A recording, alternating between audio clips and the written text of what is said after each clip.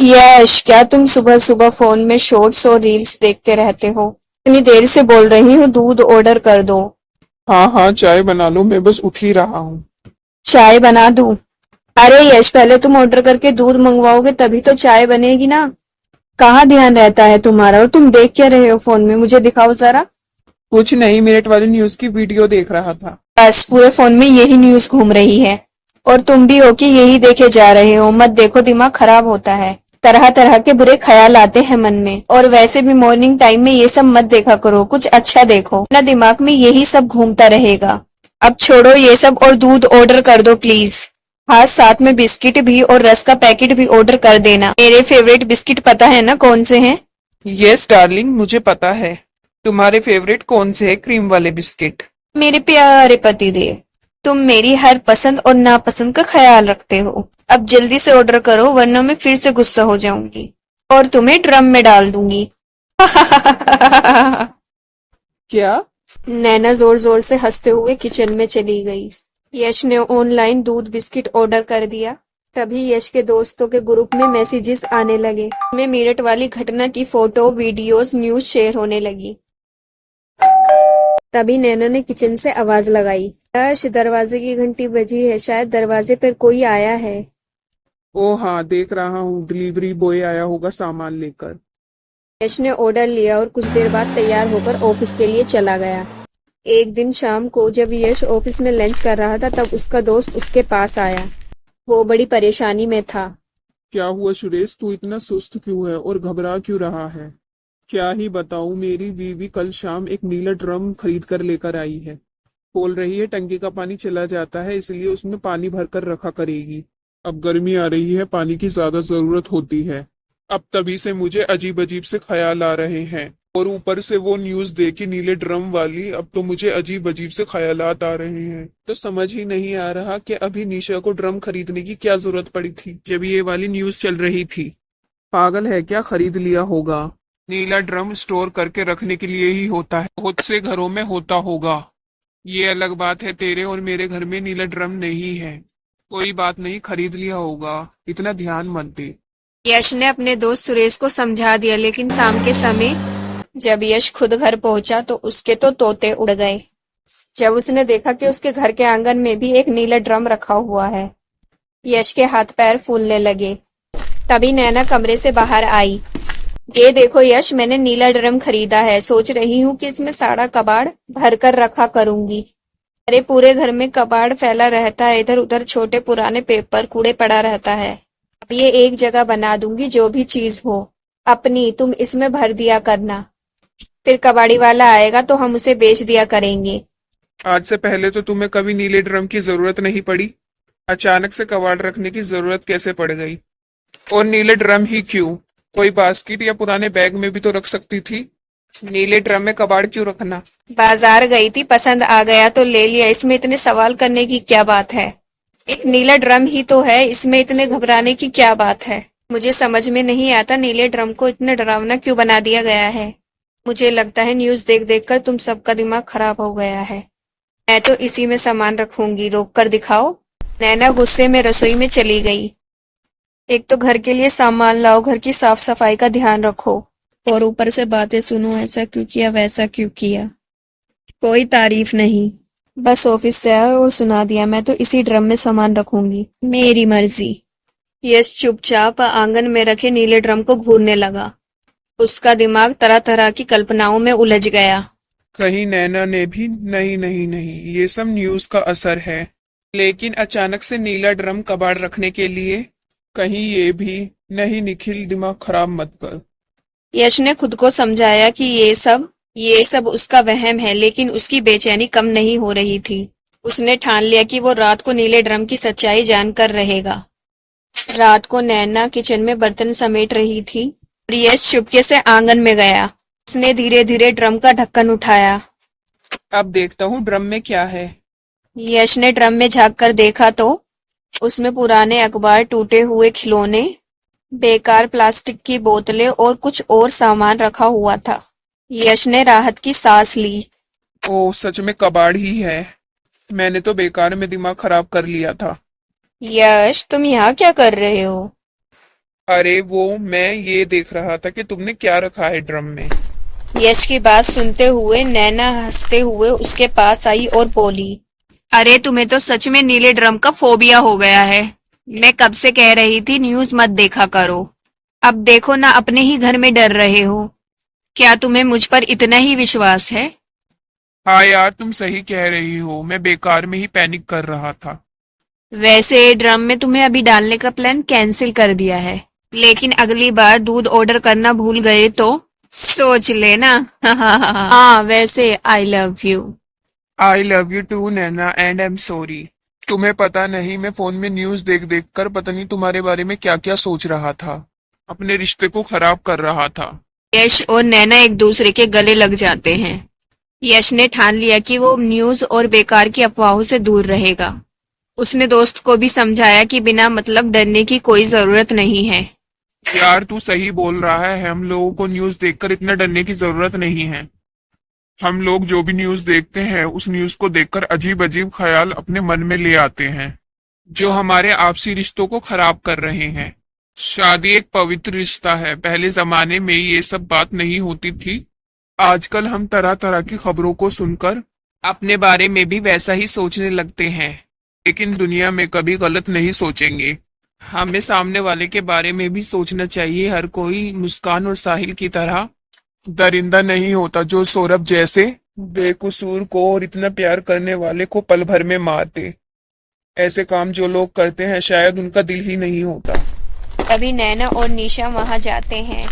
उन दोनों ने उनकी सारी बातें सुन ली थी। भैया आपने बिल्कुल सही कहा। हम दोनों इसीलिए यहाँ आए हैं, क्योंकि हम जानते थे कि आप दोनों अभी भी इसी बात को लेकर परेशान होंगे। पर आप दोनों की बातें बिल्कुल सही हैं। कम से कम आप लोगों ने इस बात पर यकीन तो किया कि हर लड़की मुस्कान और हर लड़का साहिल नहीं होता। रिश्तों में विश्वास जरूरी है। पति पत्नी का रिश्ता प्यार और विश्वास की नींव पर टिका होता है। सुरेश, अब आप भी अपने मन से सारे बुरे ख्याल निकाल दीजिए। यश, क्यों ना हम सब घूमने के लिए हिमाचल चले? हिमाचल? हिमाचल जाने का सुन के चारों जोर से हंस पड़ते हैं। अरे कुछ नहीं, नकली चोटी लगा के आती है वो। मुझे सब पता है, एक दिन मैंने वॉशरूम में देखा था। इतने छोटे छोटे बाल थे उसके, और जब वो क्लास में आई, भाई साहब, ये लंबी चोटी उसकी। मैं तो तभी समझ गई थी। तुम लोग फालतू में ही उसके बालों की हाइट क्रिएट करती रहती हो। अरे पागल बनाती है वो तुम सबको। मेघा ऐसी ही थी। जब तक वो दिन भर में 4-5 बातें इधर की उधर और उधर की इधर न कर दे, तब तक उसका खाना ही हजम नहीं होता था। अपनी इसी आदत से उसने कई सहेलियों को आपस में लड़वा दिया था। पर ऐसे ही वक्त गुजरता चला गया। फिर मेघा की शादी हो गई। मेरी बात सुनो ना। हाँ भाई, क्या हो गया? कब से दिमाग खाए जा रही हो? दिमाग नहीं खा रही, कुछ बताना चाहती हूँ। लो, बैठ गया, सब छोड़ छाड़ के बताओ क्या बात है। गली नंबर 4 की मिश्रा आंटी को जानते हो ना? वो जो मोटी सी है? हाँ हाँ, वही वही। अरे बहुत ही बुरी औरत है वो। एक तो खा खा कर मोटी हो गई है, ऊपर से सबसे चुगली करती फिरती है। तुमने ये बताने को मुझे यहाँ बिठाया है? नहीं नहीं, ये बताने के लिए नहीं, बल्कि ये बताने के लिए कि उस मोटी की बेटी भाग गई है। भाग गई है मतलब? अरे उसका किसी लड़के के साथ चक्कर था, तो दोनों ने भागकर शादी कर ली। हाँ, तो ठीक ही किया उसने। अरे पर वो लड़का ब्राह्मण भी नहीं है। हाँ, तो क्या हुआ? हाँ, और जो तुम ये कर रही हो इसे भी चुगली ही कहते हैं। हाय, ये कैसी बातें कर रहे हो आप? मैं चुगली कर रही हूँ? अरे इसे चुगली नहीं कहते, इसे तो वो। हाँ बताओ ना, क्या कहते हैं? इसे तो बस बात बताना कहते हैं, और क्या। अरे वाह, तुम भी ना गजब करती हो। चलो अब मैं नहाने जा रहा हूँ, और तुम ना ये जरा अपनी ये आदत छोड़ दो चुगली करने की, वरना किसी दिन मुसीबत में पड़ जाओगी। हाँ हाँ ठीक है, जाओ आप। आपसे तो बात ही करना बेकार है। पति से बहस करने के बाद मेघा प्रेस करने लगती है। फिर उसी शाम। अरे मेघा, इधर तो आओ। जी मम्मी जी। मैं और तुम्हारे पापा मंदिर जा रहे हैं। अच्छा ठीक है मम्मी जी। एक मिनट, वो मंदिर के पास फूल बेचने वाली लड़की बैठती है ना? अरे वो गोरी सी है। अरे कौन सुनीता, क्या हुआ उसे? उससे प्रसाद मत लेना आप लोग। क्यों भाई, क्या बुराई है उसके प्रसाद में? हाँ, और हम तो इतने सालों से उसी की दुकान पे से प्रसाद ले रहे हैं। नहीं नहीं मम्मी जी, पता है वो विधवा है। नहीं, वो तो सिंदूर लगाती है, मुझे याद है अच्छे से। हाँ, वो इसलिए ताकि उसकी दुकान चलती रहे। मतलब ये कि प्रसाद तो हमेशा सौभाग्यवती से ही लेना चाहिए।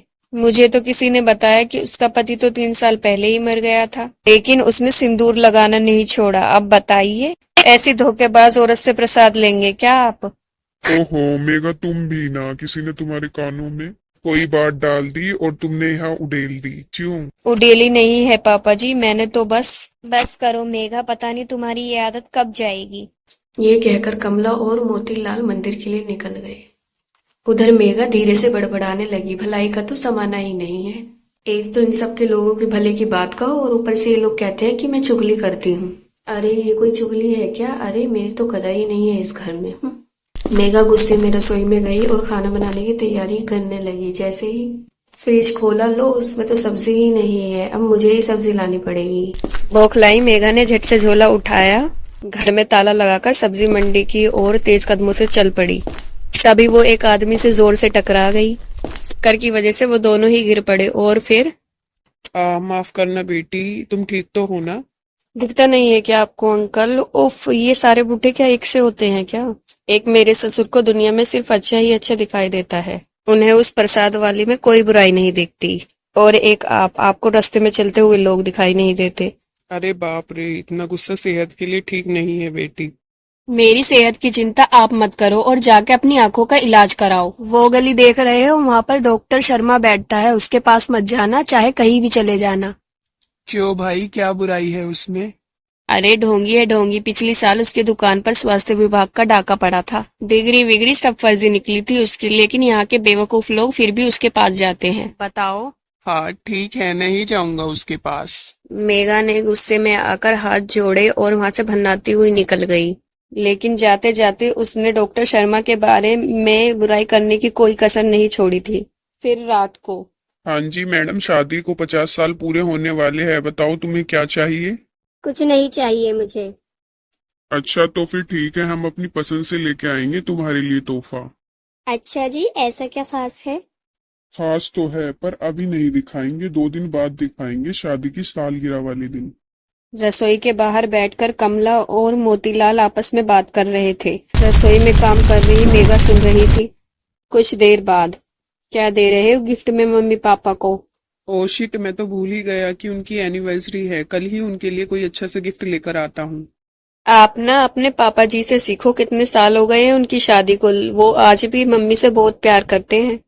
मतलब तुम कहना क्या चाहती हो, फर्स्ट एनिवर्सरी पर मैंने तुम्हें गोल्ड की रिंग दी थी।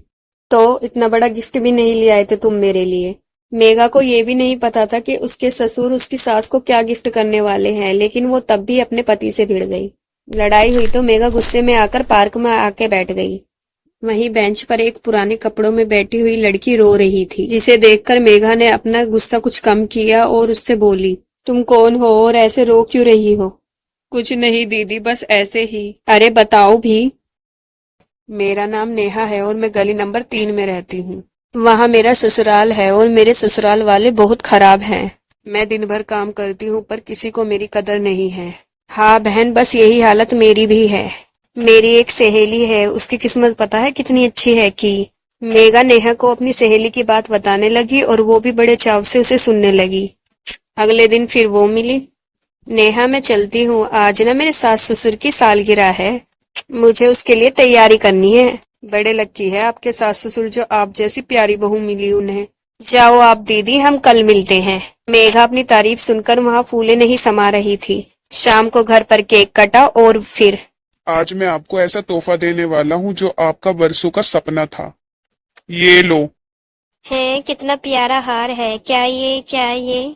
हाँ, ये 11 तोले का है, 9 लाख का हार। यही चाहती थी ना आप? 9 लाख का हार देखकर मेघा की आंखें फटी की फटी रह गई। उस रात मेघा ने अपने पति से 9 लाख के हार पर फिर लड़ाई कर ली और फिर अगले दिन वो फिर जाके नेहा से मिली और चुगली करने लगी। एक हफ्ते बाद जब मेघा नेहा से मिलने आई तो नेहा उसे कहीं नहीं मिली।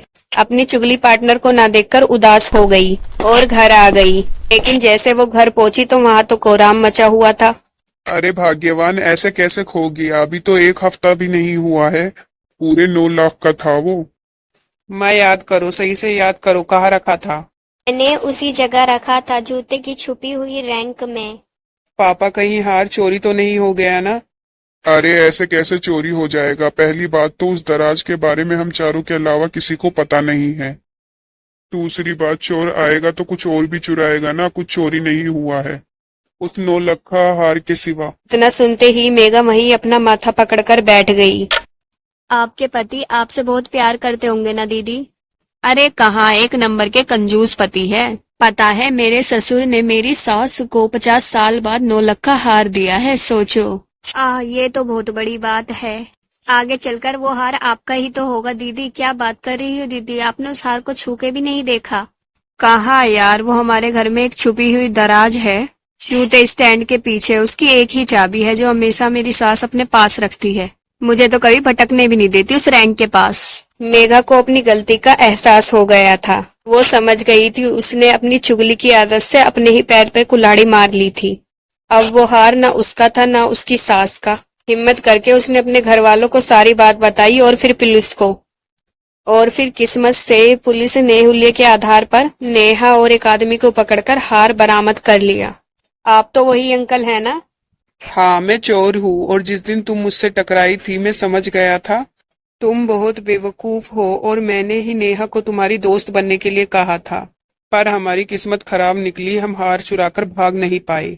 मम्मी जी, पापा जी, राहुल मुझे माफ कर दो। से मैं किसी की चुगली नहीं करूंगी और अपनी आदत भी बदल दूंगी। पक्का ना? अगर ऐसा है तो अब तू ये हार पहन के देख सकती है। और फिर वाकई ही मेघा ने चुगली करना छोड़ दिया और वो हमेशा खुश रहने लगी।